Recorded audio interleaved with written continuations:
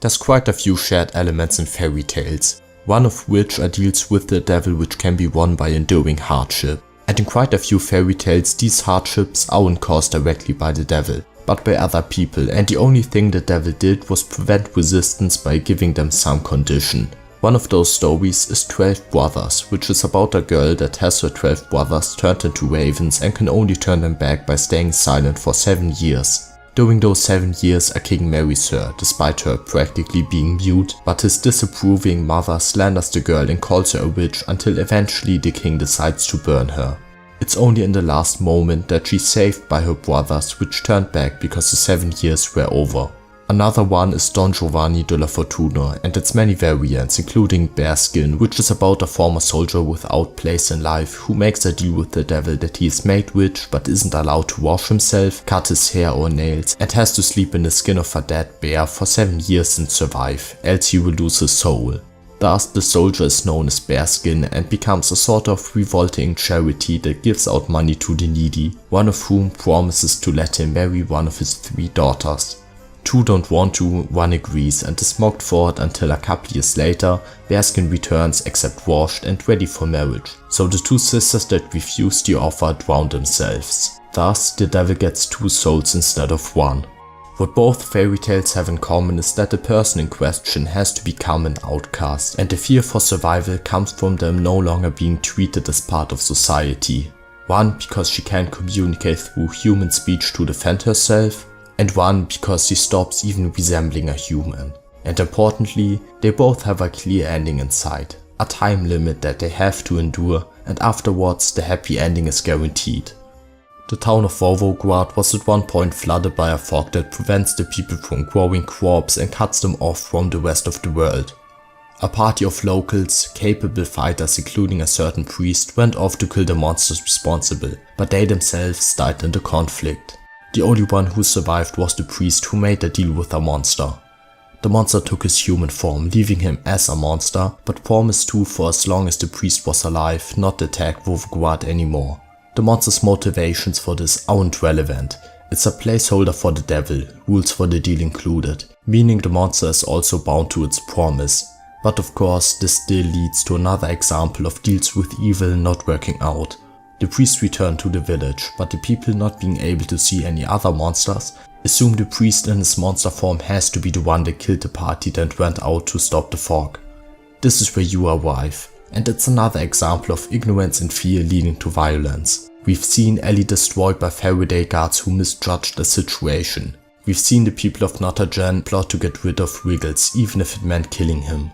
And now we're seeing a lynch mob in Vovograd, a witch hunt, burning at the stake included, all to get rid of the one thing protecting them from being overrun. You already saw these events and learned from them, so you can overcome your prejudice, especially after seeing the priest peacefully interacting with a small boy. This boy then defends him when the people of Vovograd try to kill the priest and you join him in defending it. This peaceful protest only results in you being labeled as a traitor, battered as well and thrown out of the village and beyond a gate to the mountain that the monsters live on though. This would be leaving you to die if you weren't stronger than the monsters up on the mountain, which you now confront.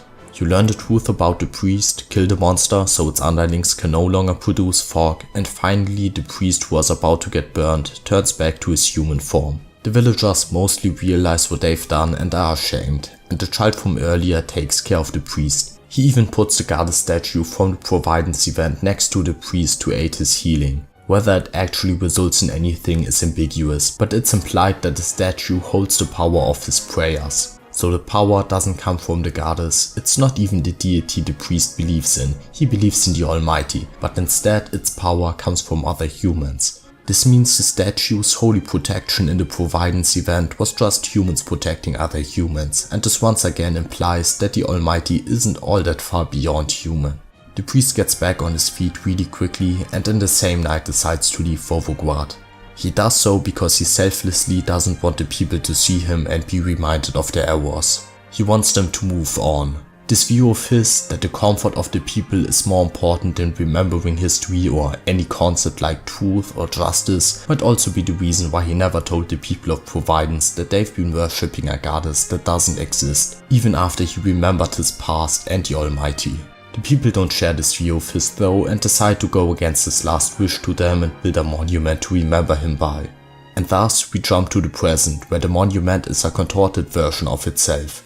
I mentioned the distortion of history countless times before, but this is a big instance. Unlike with Wiggles, where the uncomfortable part was simply left out over the years, here a piece of the text inscribed on the monument was broken out and replaced by a lie. About how the villagers are completely ambivalent and welcome the priest as a hero. This now serves as a reminder that Orgodemir isn't that different from humans, because both end up altering the past. The monument has become not a reminder of crimes committed by the ancestors, but a feel-good story about how great the people of Vovograd were and still are. And an ancestor of the child that originally defended the priest is the only person who speaks up about what really happened, but is bullied for it. The other kids who bully him later find the replaced piece of the monument though. The truth doesn't get out because the mayor destroys it, but the main takeaway is that now the kid no longer gets bullied by the others. Instead, the kids are now running around talking about the truth of the monument. The truth as a concept isn't being framed as something holy or worth keeping up. It's just a matter of opinions, whether you do as the mayor does and honor the priest's last wish to not inconvenience the people, or whether you want to be stubborn like the kids are. Obviously, the moral of the story and its impact on people should have remained. Crimes need to be remembered or they'll be repeated, but these lessons are still preserved in a story about what they should have done.